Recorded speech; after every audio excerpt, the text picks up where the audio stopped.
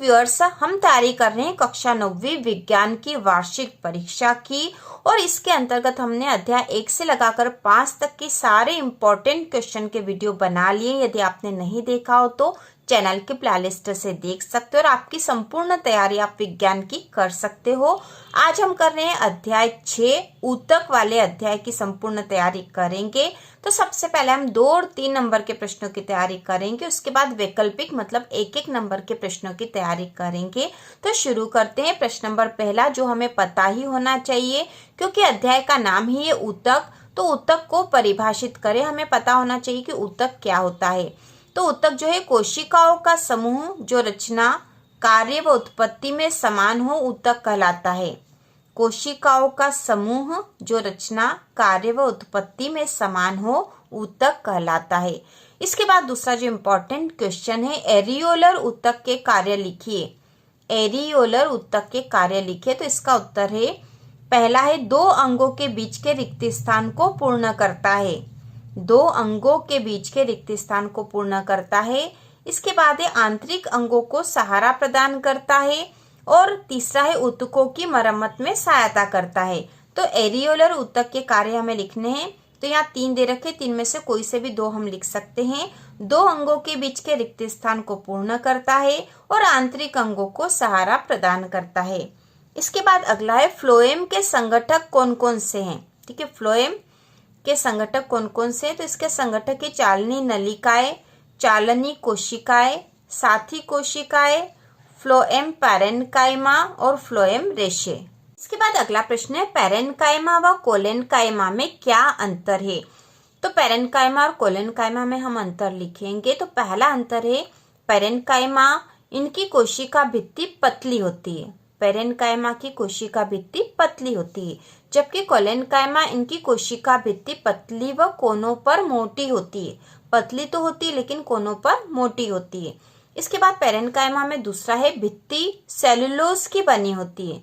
Parenchyma की भित्ति cellulose की है, जबकि कोलेन्काइमा भित्ति सेलुलोज व पैक्टिक पदार्थ की बनी होती है। तो यह 2 अंतर है, ये आपको याद कर लेना चाहिए। पैरेन्काइमा और कोलेन्काइमा में अंतर, इनकी कोशिका भित्ति पतली होती है जबकि इनकी कोशिका भित्ति पतली व कोनों पर मोटी होती है। फिर पैरेन्काइमा में इसकी भित्ति सेलुलोज की बनी होती है, जबकि कोलेन्काइमा में भित्ति सेलुलोज व पैक्टिक पदार्थ की बनी होती है। इसके बाद अगला प्रश्न है स्टोमेटा के 2 मुख्य कार्य लिखिए। वेरी इंपॉर्टेंट क्वेश्चन है। स्टोमेटा के 2 मुख्य कार्य लिखिए।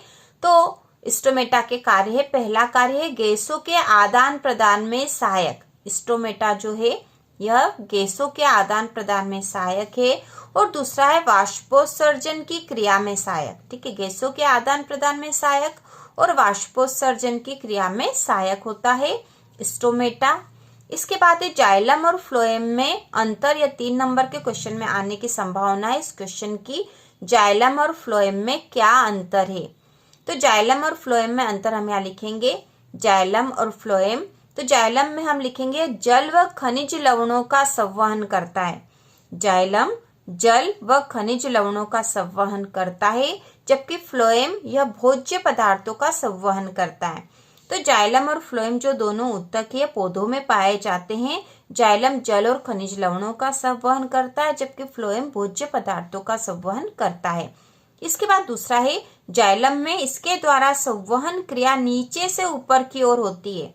जाइलम में संवहन क्रिया नीचे से ऊपर की ओर होती है क्योंकि पौधे जो जल है नीचे जमीन में से लेते हैं, तो यह जल का संवहन करता, तो जमीन में से जल लेकर यह ऊपर के भागों तक पहुंचाता है, इसलिए इसके द्वारा संवहन क्रिया नीचे से ऊपर की ओर होती है।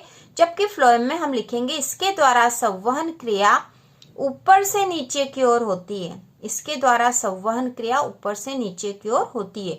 तो पौधों में जो भोजन का निर्माण है वह पत्तियों के द्वारा होता है, तो वहां पर भोजन के निर्माण के द्वारा वह नीचे पौधों के दूसरे भागों तक पहुंचाया जाता है। तो इसलिए इसके द्वारा संवहन क्रिया ऊपर से नीचे की ओर होती है। इसके बाद जाइलम में है यह निर्जीव ऊतक है। जाइलम जो है निर्जीव ऊतक है, जबकि फ्लोएम यह सजीव ऊतक है। तो इस प्रकार से 3 अंतर है। वेरी इंपॉर्टेंट क्वेश्चन है। जाइलम और फ्लोएम में अंतर, जाइलम में है जल व खनिज लवणों का संवहन करता है, इसके द्वारा संवहन क्रिया नीचे से ऊपर की ओर होती है और यह निर्जीव ऊतक है, जबकि फ्लोएम में है यह भोज्य पदार्थों का संवहन करता है। इसके द्वारा संवहन क्रिया ऊपर से नीचे की ओर होती है और यह सजीव ऊतक है। इसके बाद अगला जो क्वेश्चन है, हृदय पेशी के 3 लक्षण बताइए। हृदय पेशी के 3 लक्षण। तो हृदय पेशी के लक्षण हम लिखेंगे, हृदय की पेशी अनैच्छिक पेशियों से बना होता है। ठीक है, हृदय की जो पेशी वास्तव में अनैच्छिक पेशियों से बना है। दूसरा है पूरे जीवन लयबद्ध संकुचन प्रसरण करती है। और तीसरा है कोशिकाएं बेलनाकार व केंद्रक व शाखायुक्त होते हैं। हृदय पेशी के 3 लक्षण, यह पेशियां जो है अनैच्छिक होती है, पूरे जीवन लयबद्ध संकुचन प्रसरण करती है, ये कोशिकाएं बेलनाकार और केंद्रक व शाखायुक्त होते हैं। इसके बाद पौधे में वाष्पोत्सर्जन के क्या लाभ है। ठीक है, पौधों में वाष्पोत्सर्जन के लाभ हमें बताने हैं। तो बहुत आसान सा उत्तर है इसका। तो पहला है जल के संवहन में भूमिका निभाता है, वाष्पोत्सर्जन से जल के संवहन में भूमिका निभाता है, जल के संवहन में सहायक है यह। दूसरा है वातावरण में नमी बनी रहती है। और तीसरा अतिरिक्त जल को बाहर निकालने में सहायक, वाष्पोत्सर्जन के द्वारा अतिरिक्त जल बाहर निकल जाता है, तो हमें पता ही है। और इससे वातावरण में नमी बनी रहती है और जल के संवहन में भूमिका निभाता है। तो इस प्रकार वाष्पोत्सर्जन के लाभ हैं। इसके बाद 4 नंबर वाले क्वेश्चन में सबसे इम्पोर्टेंट है न्यूरॉन का स्पष्ट नामांकित चित्र बनाइए। तो चित्र वाले क्वेश्चन के लिए हम अलग से वीडियो भी बनाएंगे कि कक्षा 9वीं विज्ञान में कौन कौन से इम्पोर्टेंट चित्र वाले प्रश्न है जो कि आपको तैयार कर लेने चाहिए। तो यह जो क्वेश्चन है न्यूरॉन का स्पष्ट नामांकित चित्र बनाइए, वेरी इंपॉर्टेंट है, आपको याद होना चाहिए। इसके बाद है पौधों में एपिडर्मिस की भूमिका को समझाइए। पौधों में एपिडर्मिस की भूमिका को समझाइए। तो कोई से 4 पॉइंट आपको याद होना चाहिए। पौधों में एपिडर्मिस की भूमिका। तो पौधों की संपूर्ण बाहरी सतह एपिडर्मिस से ढकी रहती है। पूरी जो बाहरी सतह होती है वह एपिडर्मिस से ढकी रहती है। यह एपिडर्मिस पौधों के लिए कई महत्वपूर्ण कार्यों को करती है। जैसे, तो हमें 4 कार्य याद कर लेने हैं इनके। पहला, यह पौधों के बाहरी भागों की रक्षा करती है, क्योंकि पूरी सतह एपिडर्मिस से ढकी रहती है, इसलिए यह पौधों के बाहरी भागों की रक्षा करती है। दूसरा, यह परजीवी कवक के प्रवेश से पौधों की रक्षा करती है। तीसरा, यह जल हानि को रोकने में सहायता करती है। और चौथी, एपिडर्मिस की सतह पर स्टोमेटा पाए जाते हैं जो गैसों के आदान प्रदान में सहायता करते हैं। तो पौधों में एपिडर्मिस की भूमिका में हम लिखेंगे, यह पौधों के बाहरी भागों की रक्षा करती है, यह परजीवी कवक के प्रवेश से पौधों की रक्षा करती है, यह जल हानि को रोकने में सहायता करती है, और एपिडर्मिस की सतह पर स्टोमेटा पाए जाते हैं जो गैसों के आदान प्रदान में सहायता करते हैं। इसके बाद अगला 4 नंबर वाला क्वेश्चन हम इस अध्याय से तैयार करेंगे। पेशियों से आप क्या समझते हैं, ये कितने प्रकार की होती है, रेखित पेशी व अरेखित पेशी को समझाइए। तो इसका उत्तर है पेशियां शरीर की गति के लिए आवश्यक होती है जो संकुचन व शिथिलन द्वारा क्रिया करती है। पेशियां शरीर की गति के लिए आवश्यक होती है जो संकुचन व शिथिलन द्वारा क्रिया करती है। पेशियां 3 प्रकार की होती है, रेखित, अरेखित और हृदय पेशी। तो यहाँ पर हमें रेखित और अरेखित पेशी को ही समझाना है। और हृदय पेशी यदि आता है तो हृदय पेशी के जो हमने लक्षण लिखे थे, लक्षण वाला क्वेश्चन करा था, वही हम यहाँ लिख सकते हैं। तो सबसे पहले हम रेखित पेशी करेंगे। रेखित पेशियों का संकुचन व शिथिलन जंतुओं की इच्छा पर निर्भर करता है, इसलिए इसे ऐच्छिक पेशी भी कहते हैं। कंकाल से जुड़ी होने के कारण इसे कंकाली पेशी भी कहते हैं। उदाहरण है हाथ व पैर की पेशियां। रेखित पेशियों का संकुचन व शिथिलन जंतुओं की इच्छा पर निर्भर करता है, इसलिए इसे ऐच्छिक पेशी भी कहते हैं। कंकाल से जुड़ी होने के कारण इसे कंकाली पेशी भी कहते हैं।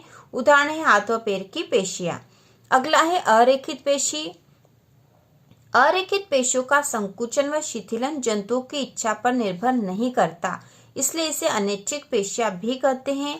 इन्हें चिकनी पेशियों के नाम से भी जाना जाता है। उदाहरण है शरीर के आंतरिक अंगों की पेशियां। इसके बाद अगला प्रश्न तैयार करेंगे। इस अध्याय में से वैकल्पिक में से सही जोड़ी बनाइए।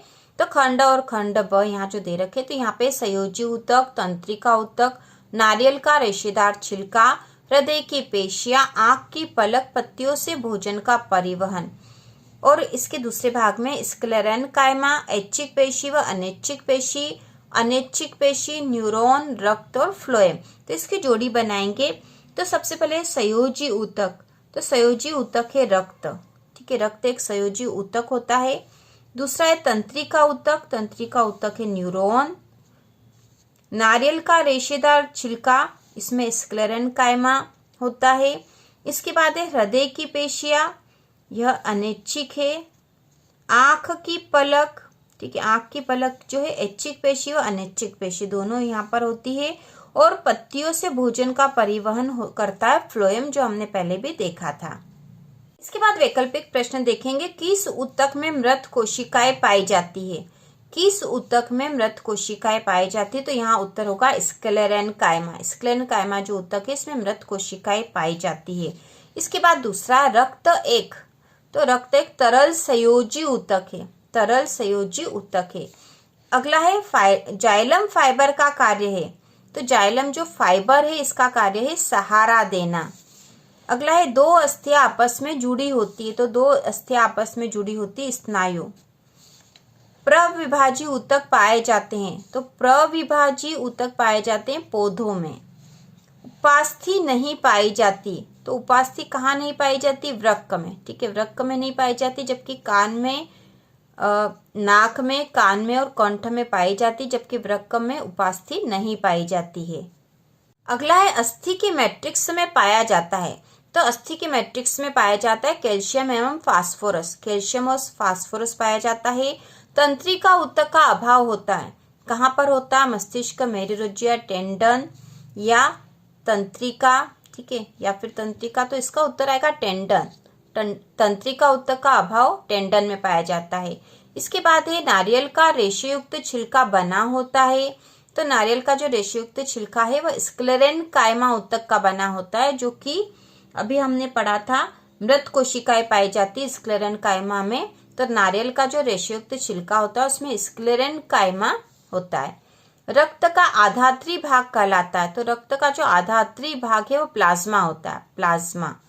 अगला है पत्तियों की एपिडर्मिस में पाए जाने वाले छिद्रों को कहते हैं, तो एपिडर्मिस में जो छिद्र पाए जाते हैं वो कहलाते हैं स्टोमेटा, स्टोमेटा। तो इस प्रकार आपने अध्याय 6 के सारे महत्वपूर्ण प्रश्न 2 और 3 और 4 नंबर के और वैकल्पिक प्रश्नों की तैयारी भी कर ली है। तो इसी प्रकार के और वीडियो देखने के लिए, कक्षा 9वीं की संपूर्ण तैयारी के लिए चैनल को सब्सक्राइब कीजिए।